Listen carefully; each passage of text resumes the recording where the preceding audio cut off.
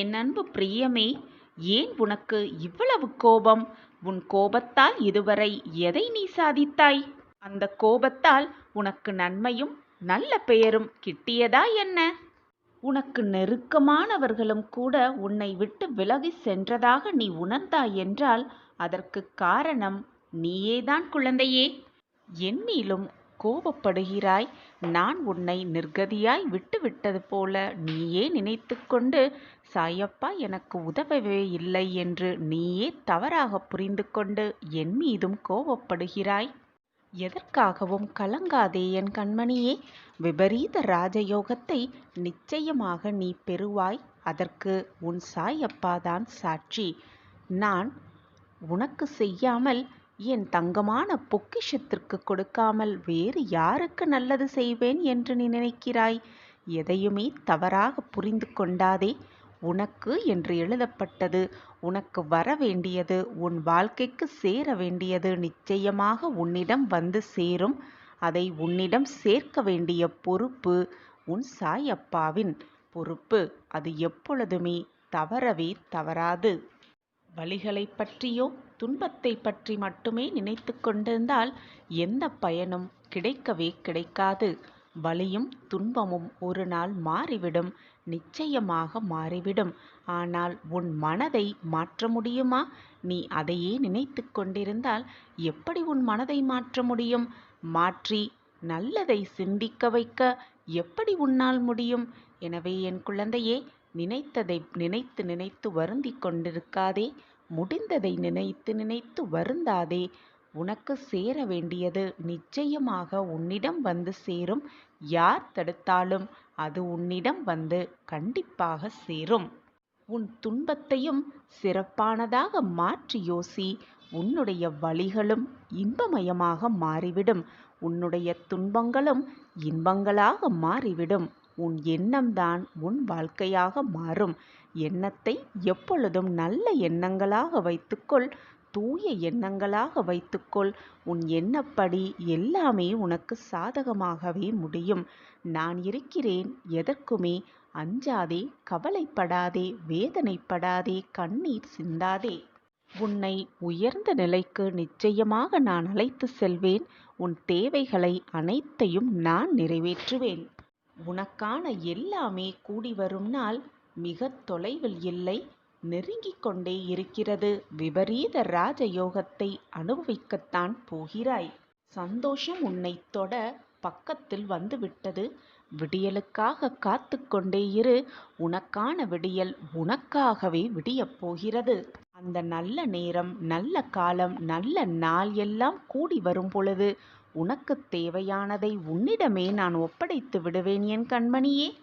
அதுவரை நீ சற்று பொறுமையாகத்தான் இருக்க வேண்டும்.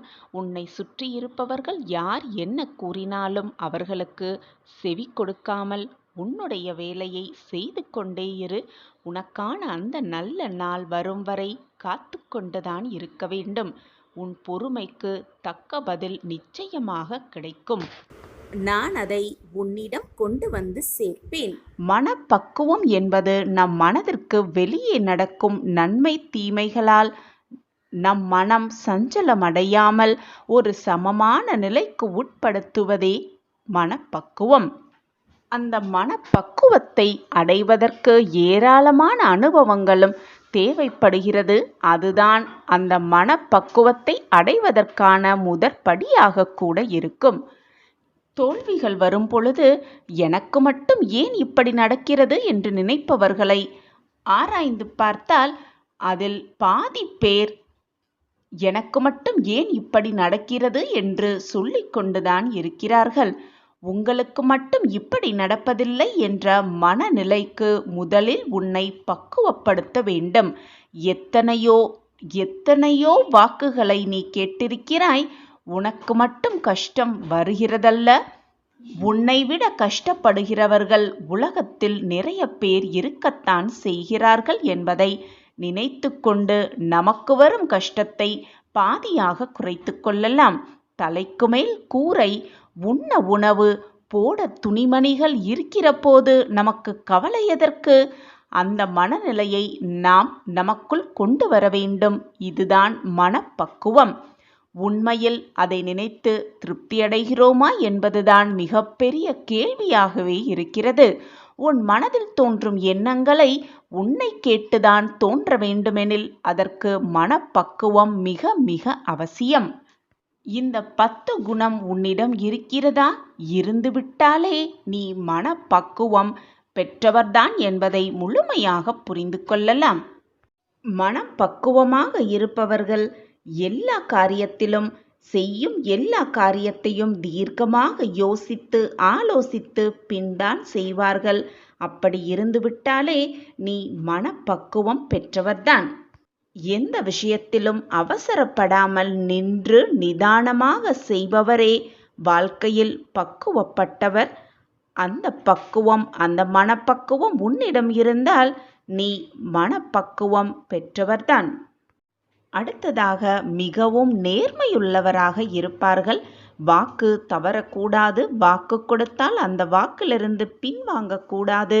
மற்றவர்களுக்கு ஏதாவது செய்தால் அந்த இடத்தில் தன்னை வைத்து பார்த்து அது நமக்கு நடந்தால் நாம் நன்மையாக இருக்குமா தீமையாக இருக்குமா, நமக்கு நடந்தால் அது சந்தோஷமாக இருக்குமா துக்கத்தை கொடுக்குமா என்று ஆலோசித்த பின்தான் மற்றவர்களுக்கு அந்த விஷயத்தை செய்வார்கள்.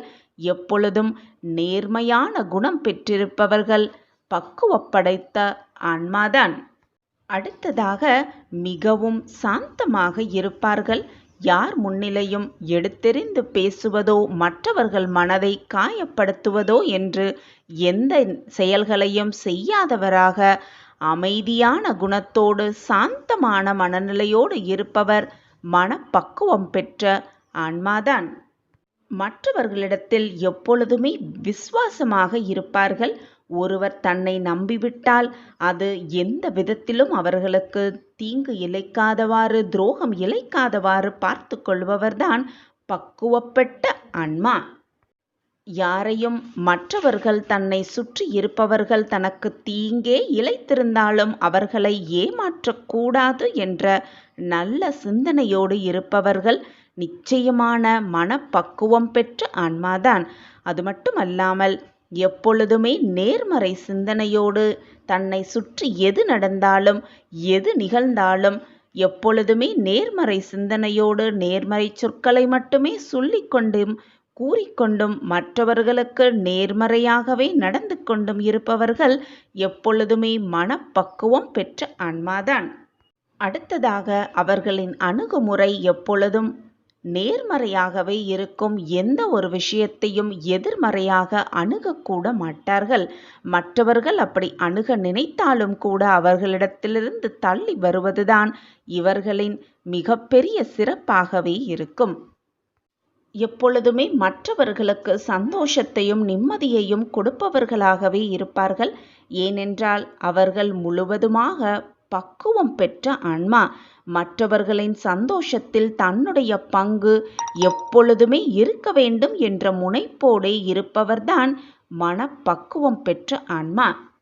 எப்பொழுதுமே மற்றவர்களை சிரிக்க வைக்க வேண்டும், மற்றவர்களை சந்தோஷமாக வைத்து கொள்ள வேண்டும் என்று நினைக்கும் இந்த மனிதர்கள் எப்பொழுதுமே மற்றவர்களோடு பழகும் இனிமை கொண்டவர்களாகவே இருப்பார்கள்.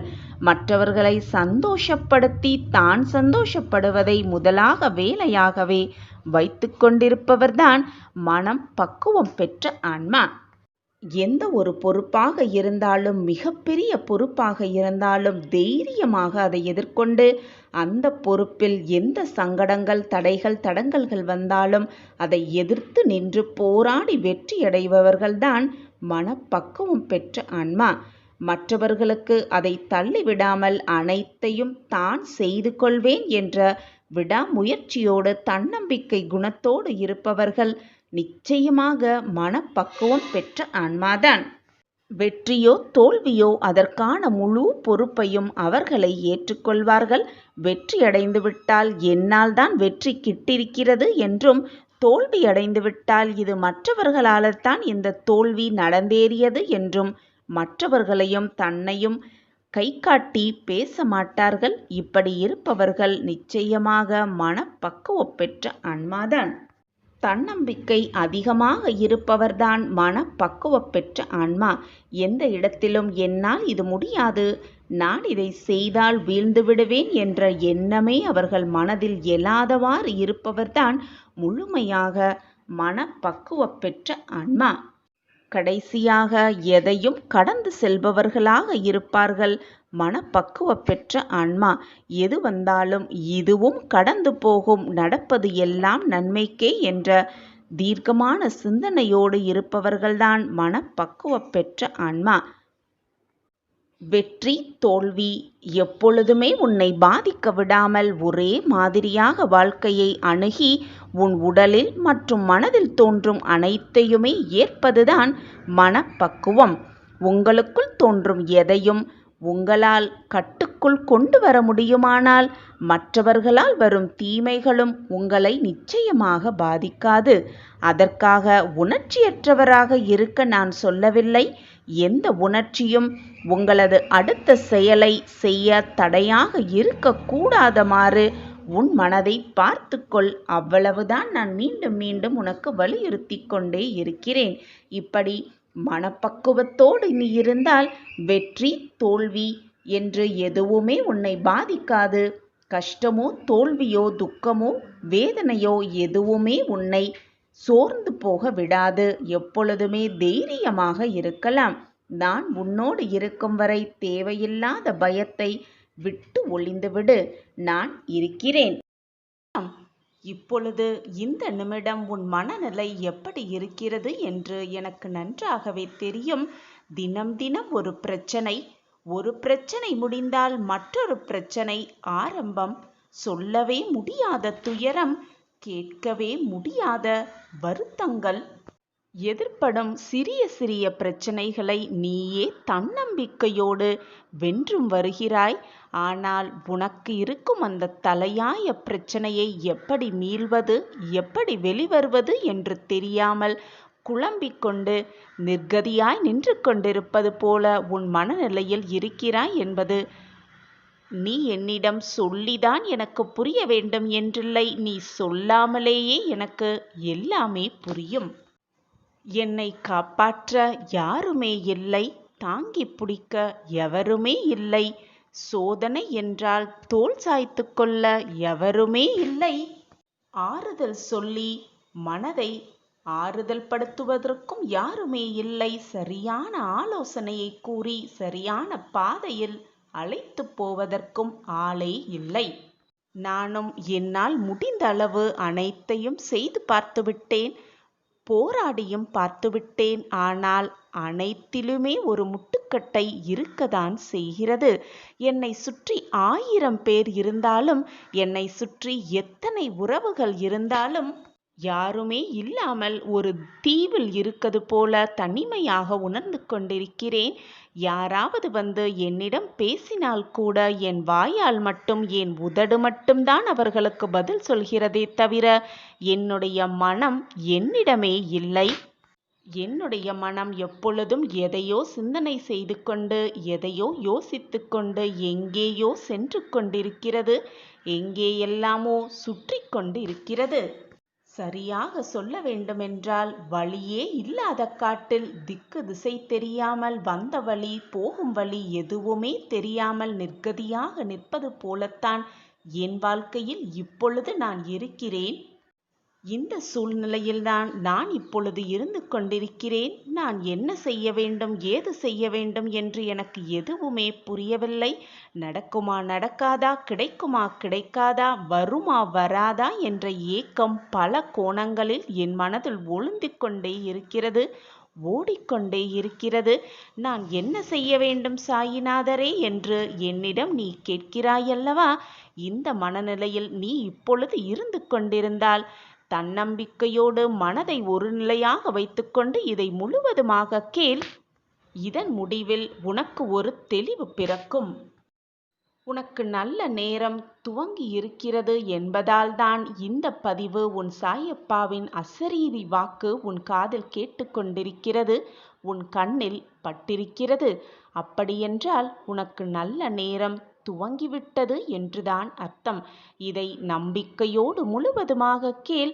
உன் வாழ்வில் மிகப்பெரிய ஏற்றம் நிச்சயமாக வரும். பிரகாசமாகவே உன்னை வந்து சேரும். உன்னுடைய சிறப்பான பிரகாசமான வாழ்க்கைக்கு ஒரு நல்ல வழியை நான் பிறக்க செய்வேன். அதற்கு உனக்கு ஒளியாகவே நான் இருப்பேன். சற்று உன் வாழ்க்கையை ஒருமுறை திரும்பிப்பார். இதே போல் திக்கு திசை தெரியாமல் பாலைவனத்தில் நிற்பது போல நின்று கொண்டிருக்கும் பொழுது, சாயிநாதரே எனக்கு வழிகாட்ட மாட்டீர்களா என்று நீ என்னிடம் சாயி என்று ஒரு முறை கூப்பிட்ட அடுத்த கணமே நான் உன் கண்முன் தோன்றினேன்.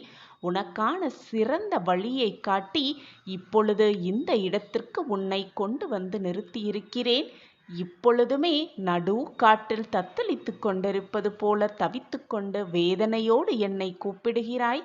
அடுத்த நொடியே நான் உன்முன் வந்து நிற்பேன் என்பது உனக்கு தெரியாதா? உனக்கு வழியை காட்டி, உனக்காக வழிகாட்டியாக இருந்து, உனக்கு மிகப்பெரிய பாதுகாவலனாகவும் இருந்து, உன் வாழ்க்கைக்கு மிக பிரகாசமான வழியை நான் காட்டுவேன்.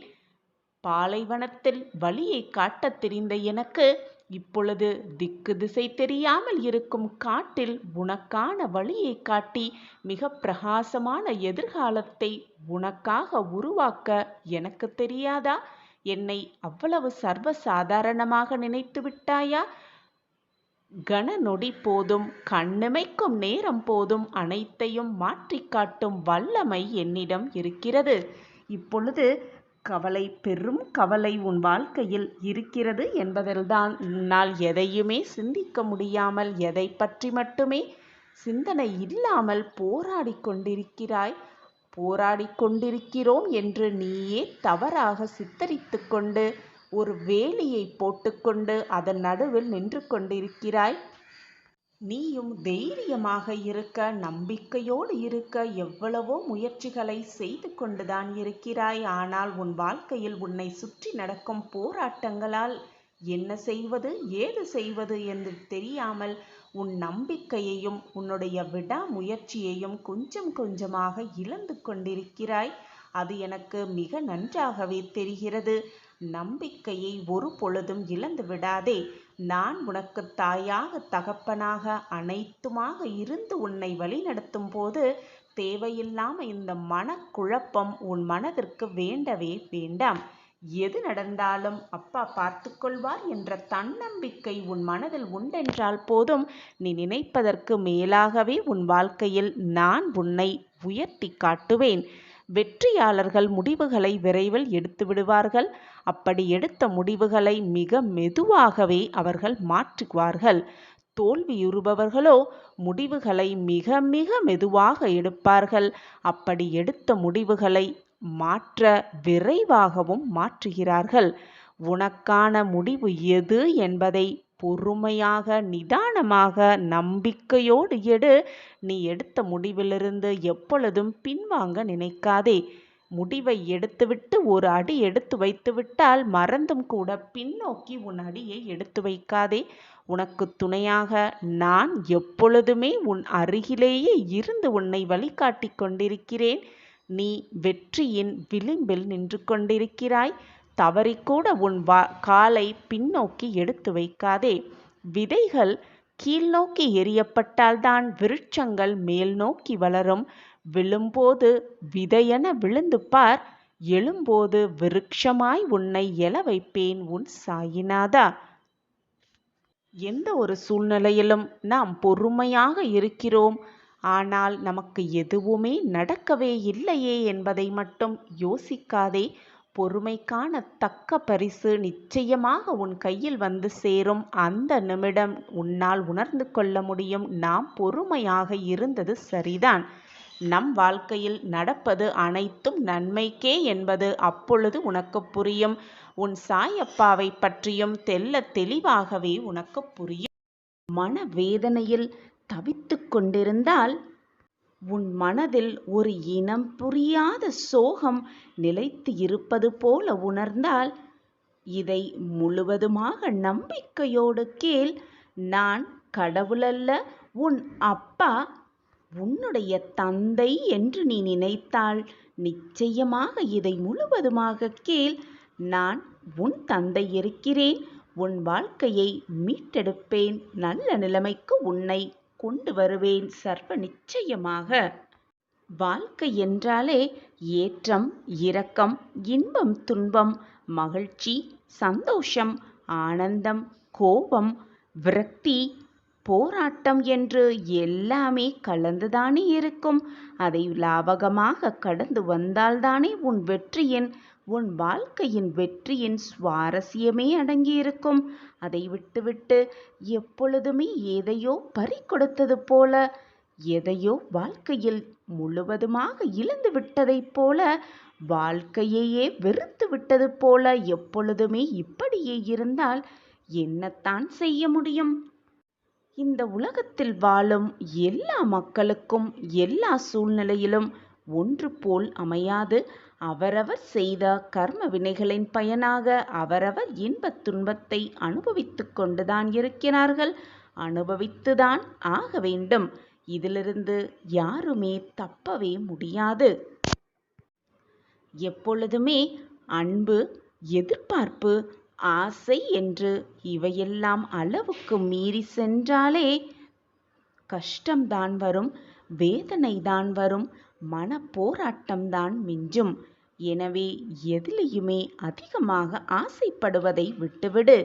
உனக்கு என்ன இருக்கிறதோ, உனக்கு என்ன கொடுக்கப்பட்டிருக்கிறதோ, உனக்கு என்ன எழுதப்பட்டிருக்கிறதோ அதை வைத்து நிம்மதியாக மகிழ்ச்சியாக வாழ பழகினாலே போதும். உன் வாழ்க்கையில் நீ பல சந்தோஷங்களை ஒவ்வொன்றாக காணலாம். மற்றவர்களின் துயரத்தை கேட்கும் பொழுது இப்படி நம் வாழ்விலும் நிகழ்ந்து விடுமா என்று நீயே ஒரு கற்பனையை உன் மனதிற்குள் யூகிக்காதே.